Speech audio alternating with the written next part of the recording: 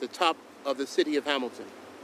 I'm very excited to be here today with the Planning Director, Ms. Victoria Cordero, and her team, Mr. Kenny Campbell and Ms. Tanson Durham, and also happy to have the presence of the Minister responsible for the municipalities, the Minister for Public Works, the Honorable Colonel Lieutenant Birch as well, because we are here today to announce the release of the draft City of Hamilton Plan 2023, and it's as a consultative draft, which marks the culmination of a very long process of research and policy development by the Department of Planning.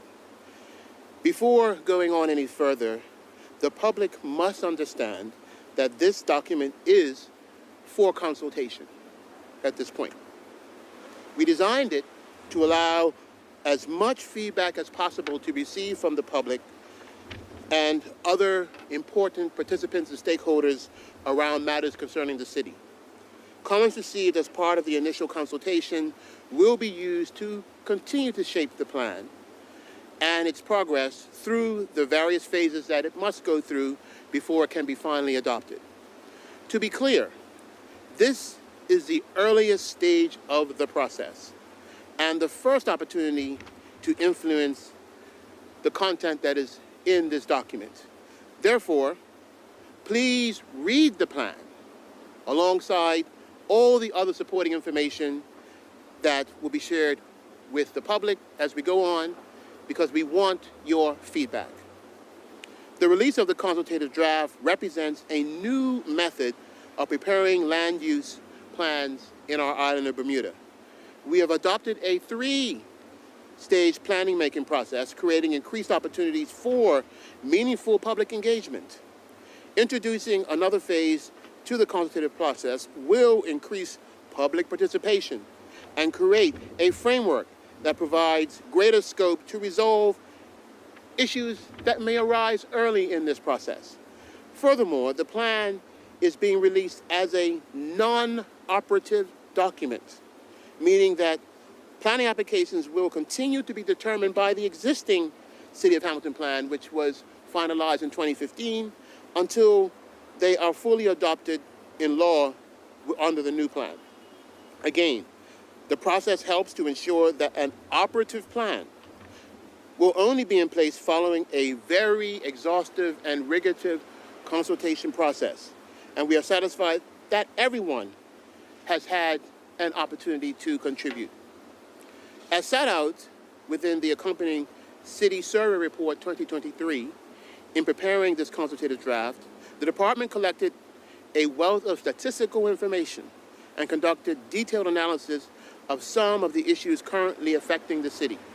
However, we are also considered worldwide issues such as towns and cities, and issues that many towns and cities face, to identify common trends and lessons that we can learn. The most consistent and unsurprising finding is the seismic shift towards online retailing, which has taken place over the past 20 years, and the crippling effects this has had on the vitality and function of many commercial centers globally.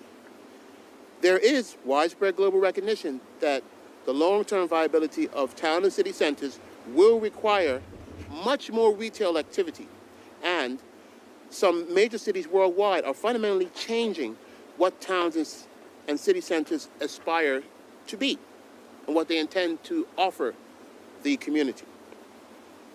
We have found that 15% of ground floor properties within the city of Hamilton are currently vacant, with some areas averaging notably higher vacancy levels. There is increased concern about the vacancies on Front Street and Reed Street, which are our prime retail and shopping locations. These trends indicate that the city of Hamilton is impacted by the same issues that many cities and many jurisdictions and town centers around the world are actually facing. It just shows people we are no different than many other parts of the world and what we are going through right now. This consultative draft seeks to play its part in addressing these complex issues in several ways. Firstly, Similar to the Northeast Hamilton Local Plan 2022, the plan proposes a discretion-based approach to decision-making. Planning decisions will be made by balancing all relevant policy associated with a particular proposal to reach logical, informed, and balanced decisions. Not only will this provide the decision-making process with enhanced flexibility, but it will also assist in addressing those instances where the department has no recourse and applicants must appeal. A discretion-based system which is fit for purpose and able to pivot and respond quickly to changing circumstances and emerging opportunities is vital to the long-term success of this plan. Of course, we believe the city of Hamilton itself.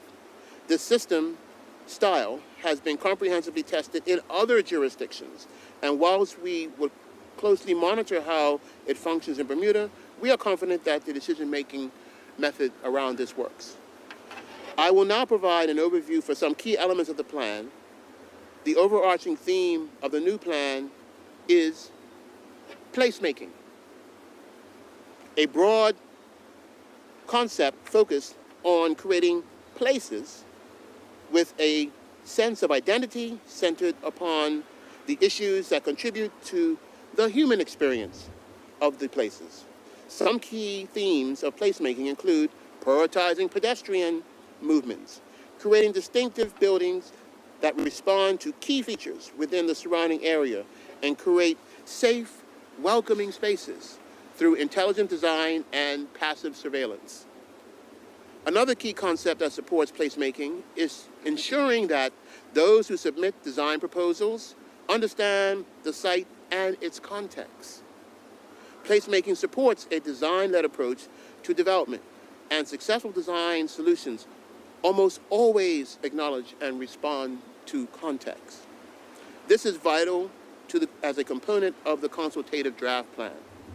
We want to move away from the rigid design parameters which have controlled the development of the city and the country for many years, and provide greater architectural freedom to provide exciting designs which add vitality and, frankly, a new breath of life to the city. We must responsibly manage this approach, and with placemaking principles at its foundation, the plans contain all the necessary tools to make this happen.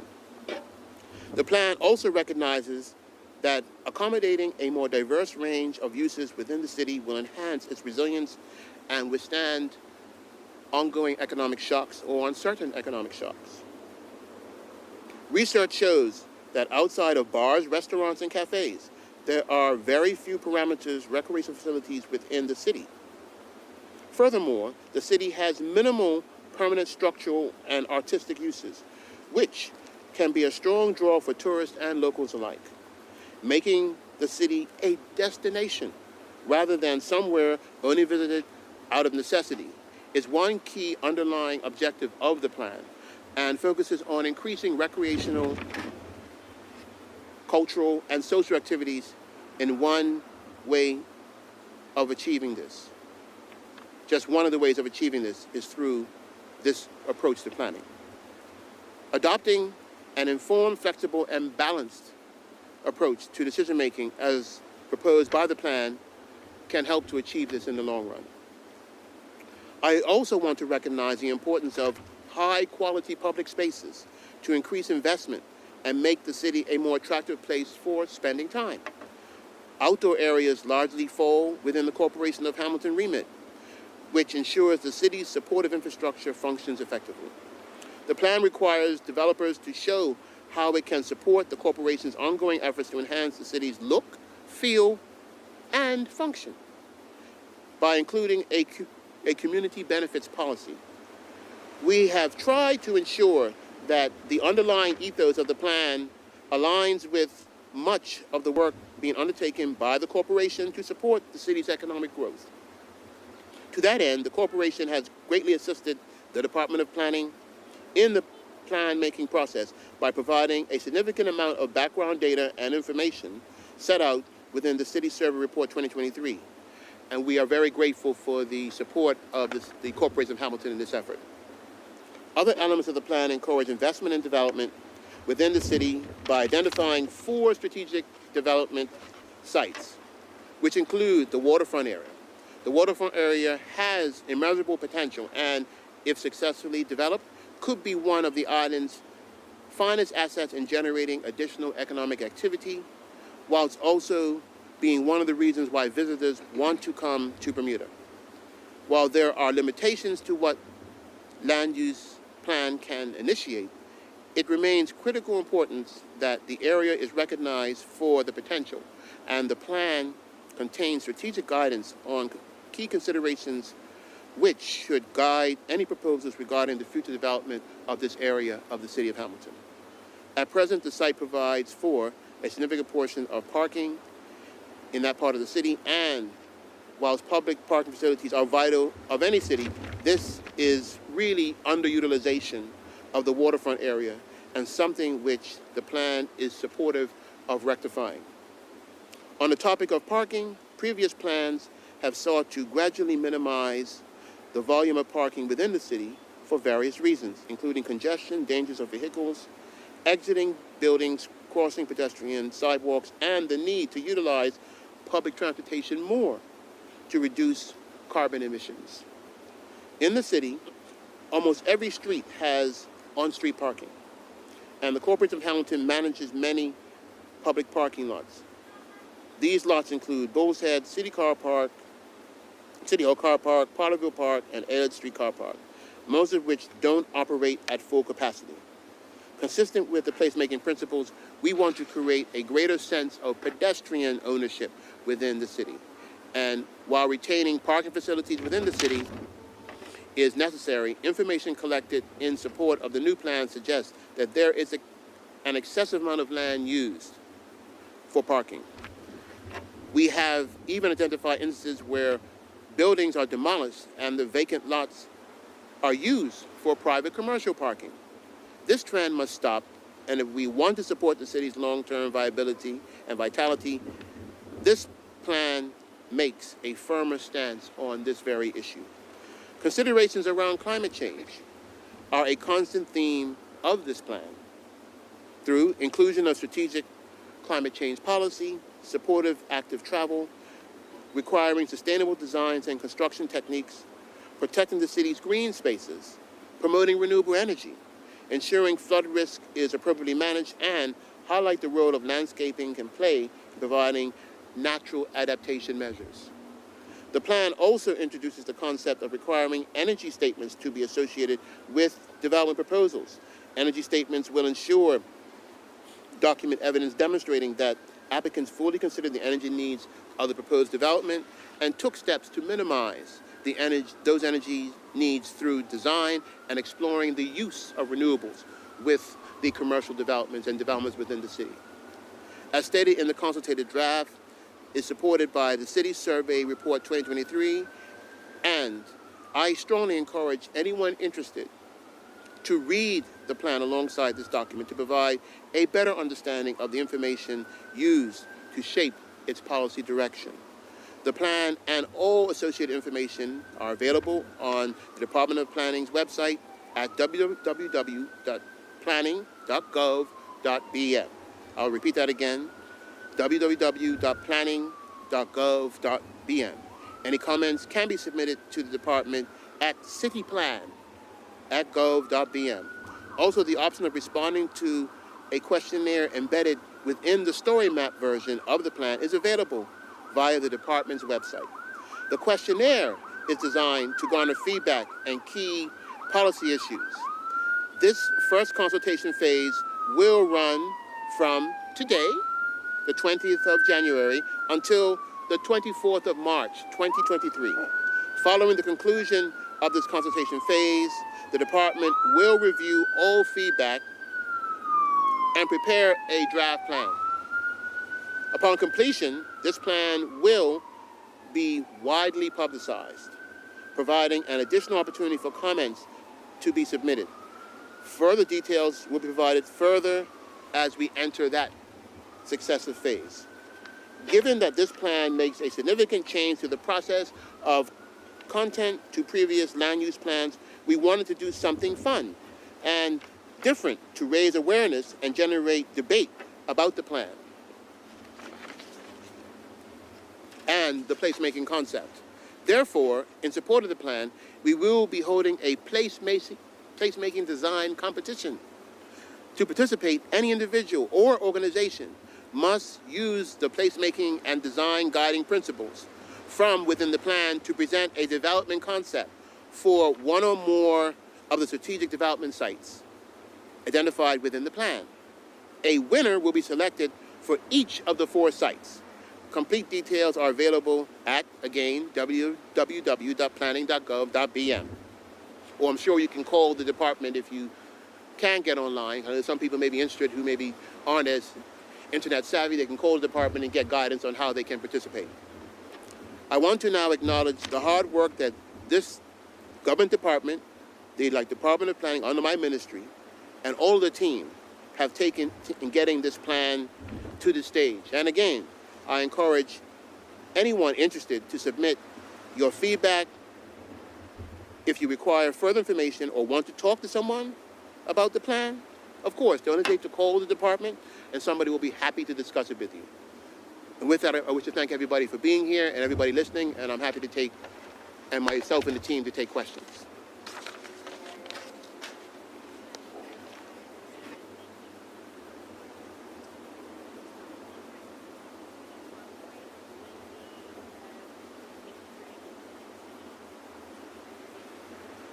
Well, as I said, it starts today until March 23rd, March 2023, as I stated in the statement.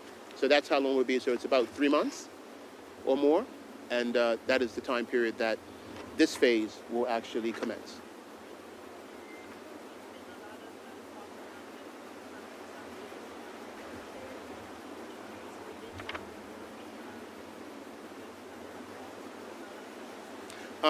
I can pass on to one of the team to talk about that, but as we stated, that the waterfront is an opportunity. There are no fixed plans. As you know, over the years, there have been many proposals around plans about the waterfront. None of those are incorporated into this, but this is a plan, this is a consultative draft. It is for people to give ideas. If somebody has an idea about the waterfront, they can submit it, but the waterfront is not specifically of changing the use of some of the major components of the waterfront. As you know now, is a major receiving port for a considerable amount of the country's containers and supplies. That is not, at this point, under any change, but the future may mean something different, but that will be up to persons other than myself to decide, and that will be clearly something that the plan can look at or certainly entertain consideration if someone has an idea about that.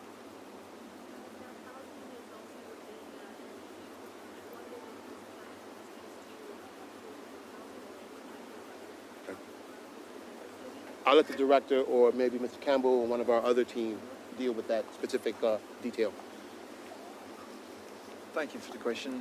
Yeah, the plan's supportive of additional residential development in the city, particularly from a sustainability perspective. Obviously, the city has a lot of, the city benefits from a lot of existing services and amenities, and from a sustainability perspective, it's good to have a dense residential population to take advantage of those services. So it's very supportive of that use.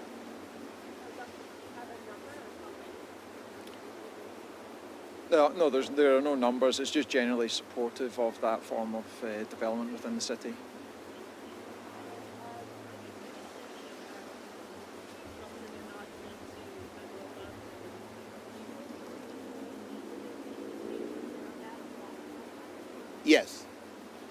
Yes.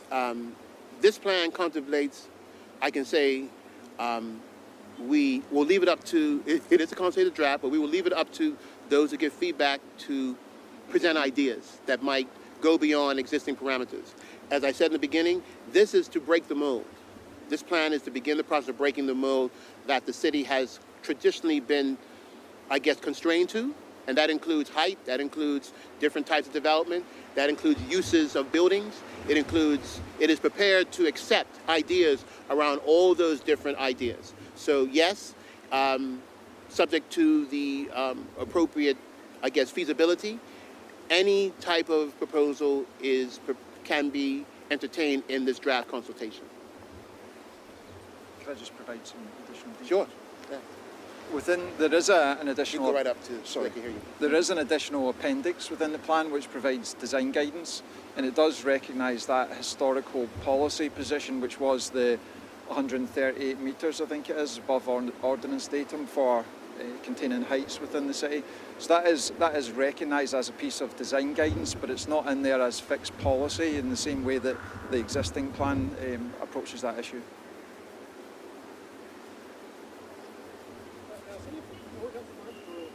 The city does have quite a few empty lots at the moment. Is there anything in the planning proposals that perhaps might encourage people to use them as green spaces while plans are in development? As we said, we certainly endorse greening of the city, and as I stated in the statement, we have to entertain proposals that embrace climate change and being responsive to long-term environmental considerations. So if somebody wishes to potentially change or provide a change to a space that might green it up, whether it be with renewable energy or adding more environmentally friendly features, perhaps they want to put more trees in their development, or perhaps convert that, put more of those features to a development, that will of course be something that will be welcome. And I certainly, as the Minister responsible for the environment, entertain any opportunity to green any part of Bermuda more than she already is.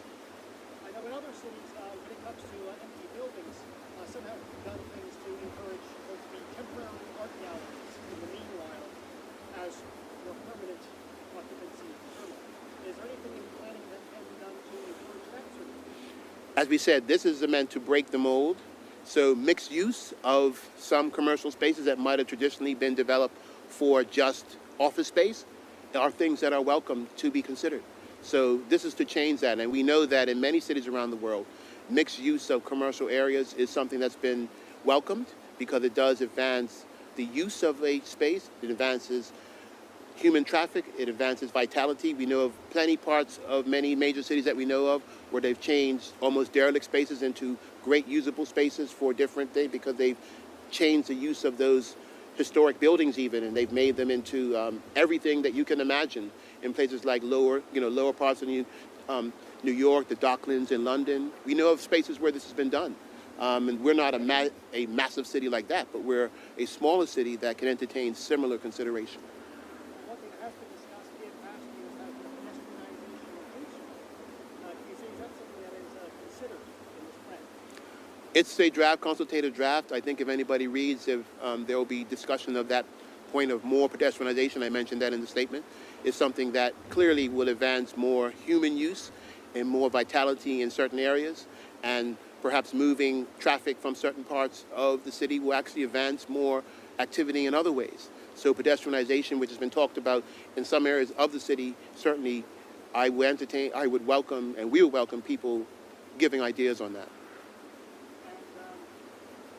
Finally, one of the issues that has been discussed fairly often is obviously getting people into the city as residents. We mentioned things that are what more can be done to encourage people to move into the city? Well, as Mr. Campbell just mentioned, this plan welcomes additional proposals for residential development in the city. I know there are people interested in that. We know we've seen a number of projects in recent years that have brought more residential occupation to the city.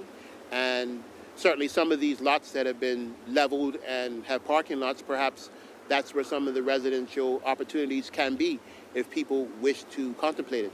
One of the things, if I can just segue to the North Hamilton proposal, the Northeast Hamilton proposal, is that we welcome, even in that space, though it has some different issues that are looking to be, because that's why we've specially sort of have its own plan, is we welcome residential opportunities in all parts of the city that can advance vital presence of the city. Right now, Hamilton is pretty much a commercial space. It goes to sleep after 5 with some activity, but not the vitality that we potentially can have if we can bring more residential opportunities to the city that like across the board, that everybody can enjoy and benefit from. Because if you have people living in the city, that just creates more needs for those persons who live there that can be positive to the use of the city, to the security of the city, to the safety of the city, to the care of the city. So we welcome those proposals going forward. And you have mentioned the consultation period. Is there any idea as to when this plan might be able to come into? I'll let the director or one of the other teams speak to that.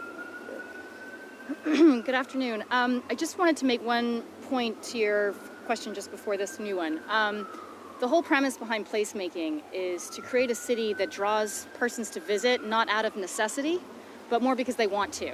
Because, you know, with the policies that you will find once you go into our website and visit the plan, because I'm really encouraging you to do that, we want to ensure that people have a welcoming environment in which to submit new and different proposals for things such as you mentioned, like art galleries and, you know, different kind of cultural uses as well.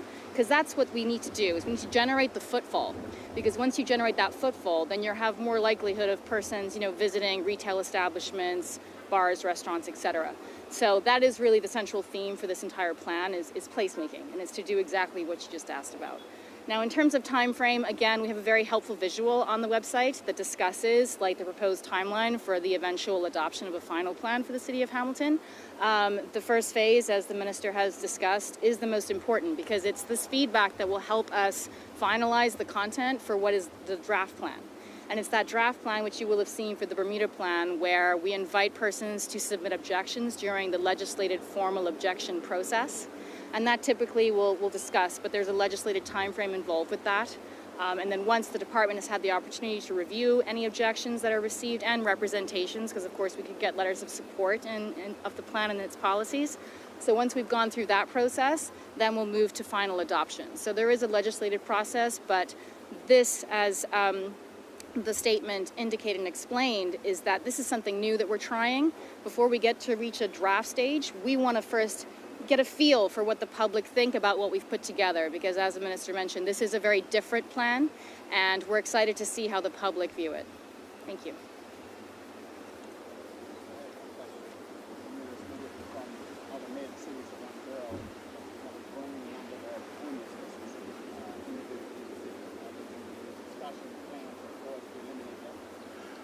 Well, I think that's a very good question, sir, because one of the things about revitalizing a city is that you want to not only address those at one end, you want to also make the city appealable to all its citizens, even those who clearly, some of the people who find this, who you're talking about, find the city a safe haven for themselves during the day.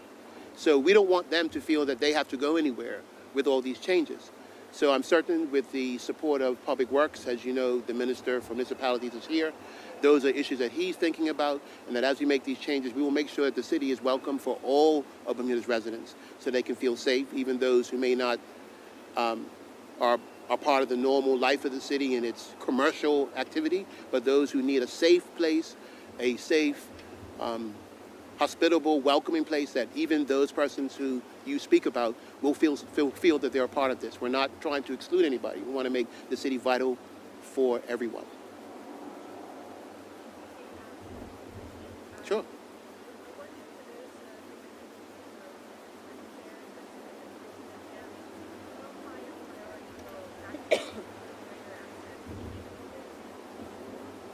Well, that's a part of the ongoing work now with the city with making, as you can see, sidewalks more accessible for those who are physically impaired. I do believe that you'll probably see more, and that's a matter that you can speak to potentially the Minister for Public Works about plans that the city may have to advance usage of other persons. Some features that will advance the use by people who are sight impaired and also hearing impaired as well. I've seen some interesting features with cities all over the world as well that helps to accommodate their use as well. So we have to include that in this. But these are some of the ideas that we will welcome, that those out there who will look at the draft, if they find gaps in these areas, we welcome their ideas so that we can advance those features as well. But I know that that's an ongoing issue, whether it be making the city accessible to the physically hearing and sight impaired, or even a smart city approach that can make all of our use much more easier, is a part of the goal going forward. If there are no more questions, I'd like to just finalize by saying thank you for everybody for being here, but thank you to the team under the leadership of the director and everyone who's here. I'd like to thank the presence of Senator Lindsay and Minister Birch for being here. This is a very important plan for the island as a whole, not just the city. So we look forward to the public feedback, and I know they're looking forward to hearing the thoughts of everyone on this. Thank you very much.